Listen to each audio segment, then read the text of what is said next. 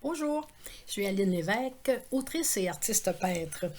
Voici un texte que j'ai créé à la suite de ma participation à un concours littéraire d'octobre, le mois des mots. Et le thème était il fallait écrire une lettre avec le thématique du bleu. Alors voici mon texte où j'écris à ma petite fille adorée. Alors à toi, ma petite fille adorée, me voici toute reconnaissante pour le magnifique morpho bleu que tu m'as offert pour souligner la nouvelle septuagénaire que je suis, en même temps que tu as soufflé tes 15 chandelles. La délicatesse de ton cadeau m'a émue. Tu savais que le bleu s'avère ma couleur préférée sous toutes ses nuances. Tu m'as tellement entendu dire depuis ta tendre enfance que si c'est bleu, c'est beau, et si c'est beau, c'est bleu.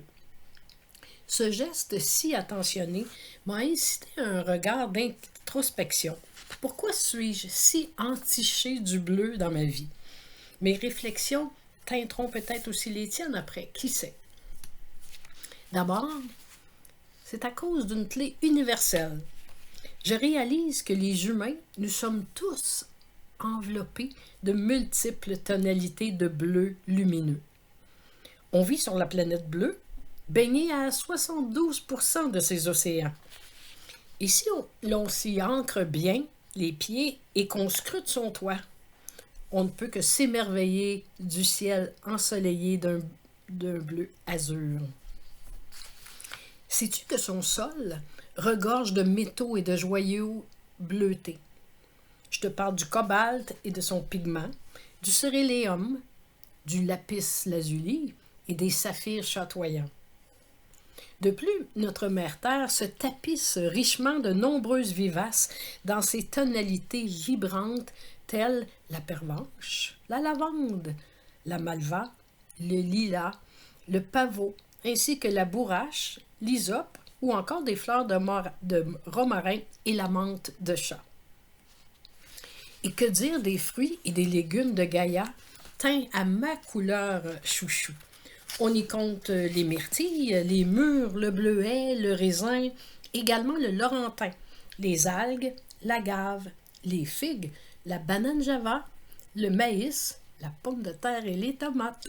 Et oui, même la faune se laisse ajurer par la nature. Rappelle-toi, le G, la mésange, le morpho, le tigre. A mentionné aussi le magnifique ara, le rorcal, la raie et le merlin. Et il reste aussi le caviar et le homard. Crois-moi, sans oublier le sang du crabe de Limule. Un jour, si tu voyages en Malaisie, tu pourrais te délecter de riz bleu et de la vitelotte, une truffe de Chine. Ou encore, un champignon pied bleu avec un théolong. Et au Brésil, essaie le jaboticaba, un raisin plutôt pourpre. Sincèrement, tous ces éléments bleutés de mère nature me confortent dans ma fascination, mon engouement, même pour ce camailleux. Mais voilà maintenant une clé plus personnelle pour expliquer ce qui a fomenté cet envoûtement par le bleu. C'est mon hypersensibilité. Tu sais déjà que j'ai vécu dans un milieu familial assez agressif. La colère grondait au quotidien. Une atmosphère bleu marin, disons. Et j'ai dû apprendre à tempérer ces tonalités d'émotions brusques.